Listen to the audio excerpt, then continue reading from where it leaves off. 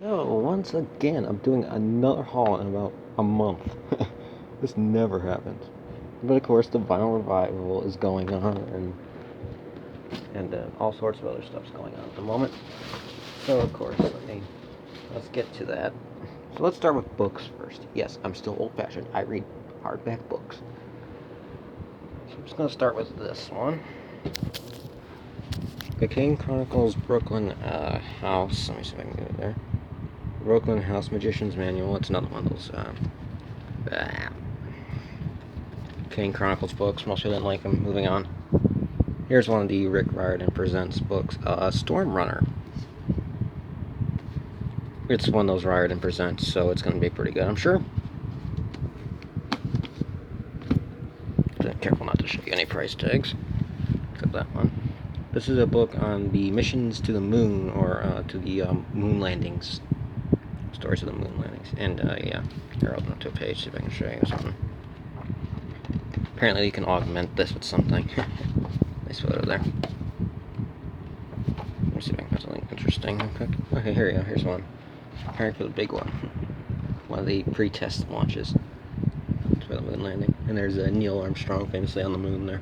Or is that Buzz Aldrin? I can't remember the photo names. But whatever, it's an important one.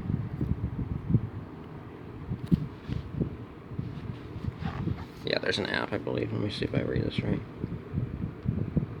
Yeah, it's free. I'll put it up later. I'll download it here, maybe. But of course, the true draw is records in a box once again. So let's open this up. Okay, this one's gonna be hard to see. So I grabbed a whole bunch of Elton Johns that were out here today. So this is Elton John's first in the United States, but the second in America. Or in Europe, sorry. His first was Blue Sky, although it did get released here. It didn't get released here at first. It got released a while later. You're not going to be able to read much.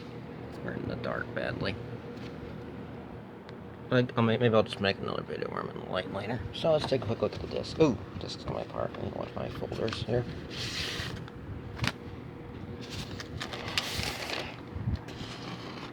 So it's a nice, interesting logo. Record thing that I've never seen before. And this is 2 discs? Oh no, it's 1 disc. 1 disc. So that's Elton John, original.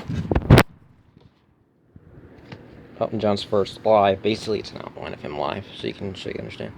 This concert happened at 11/17/70. So this is a 1970 vinyl for you. It's actually the same year as that one there. You're not gonna be able to read much because it's in the dark. But it does tell you what's on the side. Now we'll take a quick look at the disc. Oh, same label again. Not very exciting.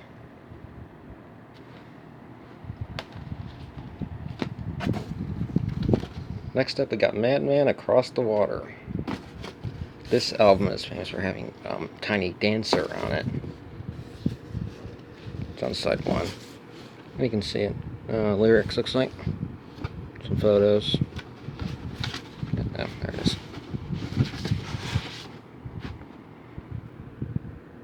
There you go again. There's Tiny Dancer. So these are all original as far as I'm aware. I need to still look them up, but they look original to me.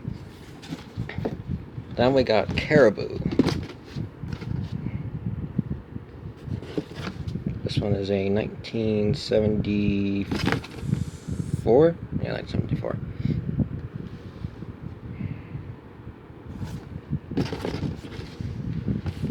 Most of the sleeves have generally been blank, and that's the tradition with these sleeves. So I'm just going to quickly I'll skip over them. Unless there just happens to be something really exciting, which this one actually seems to have, so give me a second. Okay, so there's a photo of Elton John on the A side, and your lyrics are on the B side. Nice and traditional. And here's a, is this one holographic? But it's like a holographic MC. There you go. It's getting... Yeah, wrong album. Okay, and then we have Elton John's Rock at the Westies. It's another one of his good ones. There was like a whole bunch of these in the record store bin today in the use, so I was like, I'm picking them all up before they disappear. Looks like we got our lyric sheet. Actually, looks like the original handwritten lyrics. That's pretty cool. If you've seen Rocket Man, you've seen that before, by the way. Now let's pull the sleeve out. Yeah, jeez. 1 second. There we go. It shows the band again. Including the songwriter and whatever. Including Bernie talking. Smell that better. Oh, nice picture sleeve. It's almost like handwritten on here. That's kind of cool. I wonder if it's not original. I can check it later on disclogs.com. I would suggest you use that source. Okay, now we move on from Elton John to another big act of the era, the Eagles, with their first album, Eagles.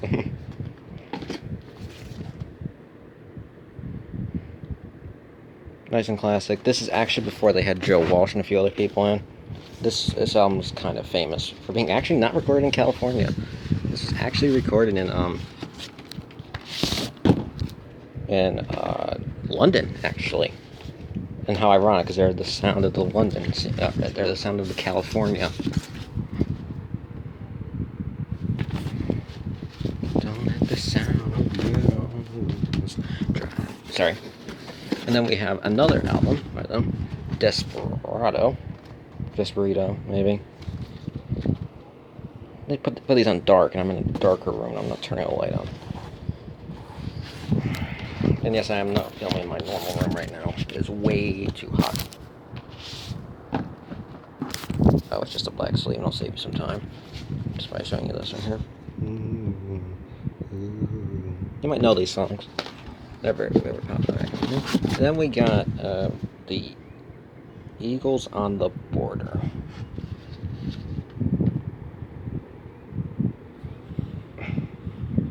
I don't know if any of these songs were popular or not. It may not be an Eagles release, as far as I'm aware. Let's pull it out. Okay. Traditional white sleeve, so I'll just pull the record out and see if it's true or not.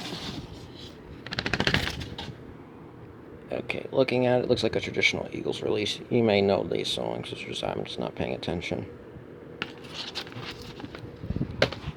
And then we got One of These Nights. This actually stands out a tad bit.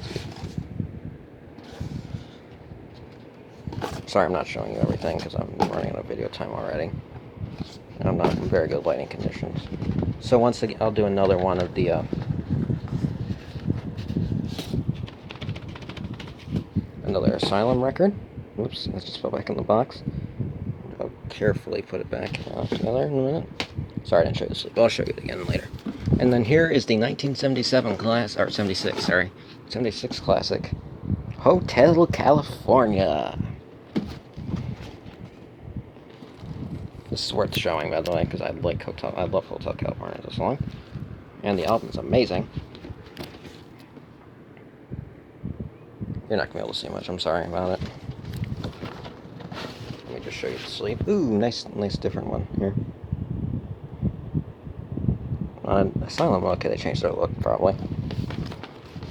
And then we get into some stuff I already have that isn't a whole bunch of sets. Like first up here, we got Stevie Nicks' The Wild Heart, which includes the song Stand Back and a few others that you may be aware of. Let me see if I get this out. And it looks like the Wild Heart album, not too bad. Let me see if there's anything good on the slip. Yep, looks like lyrics to me. Flip it over, and there's like a photo or something. Again, I can show you this later when I have more time. This is a Song for You by the Carpenters. This is another one of their early ones, and this helps complete the collection some more. Okay, this one definitely reminds me of an envelope. In the last video you saw a tan envelope. They call it the tan envelope album. This definitely looks like an envelope to me. Do not be doing this. Okay. Now I've seen this before. This matches my other one for the Carpenters. I'm gonna go ahead and slide that back in. It's probably the same. And then we got Dire Straits' first album, called Dire Straits. This is what it's called. I gotta speed this up a tad bit. Lyrics.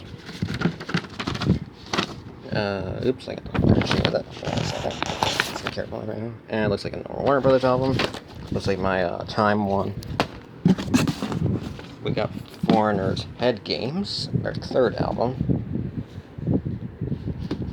Now I'm going to guess it's going to look like another Atlantic record, and with a little sleeve on the side. I'm not going to see what that one do is. It's going to look like a normal one. I want to get into some good stuff. Here is Fleetwood Mac's White Album, or their first album with Stevie Nicks and Lindsey Buckingham, which is actually, this is their first album together, and that started their whole career. And now we're at some interesting stories and stuff section. Lyrics are in a lyric sheet. There's your logo, because they weren't reprised at that moment. That was the last album they were actually reprised Until the Dance. Here, let me see if I can... Oh, paper sleeve. Here's your lyric sheet. And by the way, the penguins that they're associated with are on this album sheet. Here's a one from the 80s. This is Men at Work. Just business as usual. This has come from a land down under, and ooh, I think my paper's ripped. Okay. Let me show you the album real quick. It's a Columbia record. It looks like my one about from my We Are the World. And then we get Michael Jackson on his own, first very successful solo album with Michael Jackson, Off the Wall. This is a good album, I'm not gonna lie. Inside has the lyrics and stuff, you're not gonna be able to see it. So let me just pull the disc out so you can see it. Epic. Oops, I just did there. So this at first might be titleless, but if you actually look carefully, I don't know if it's on here or not, but this is Around the World in a Day by Prince. You just have to know Prince's catalog here to know this. And there's actually something here. It looks like a bookmark or something that came with it originally. It looks a bit dinged up, whatever. In a plastic sleeve, looks like. Prince and the Revolution, yep. That's what I thought.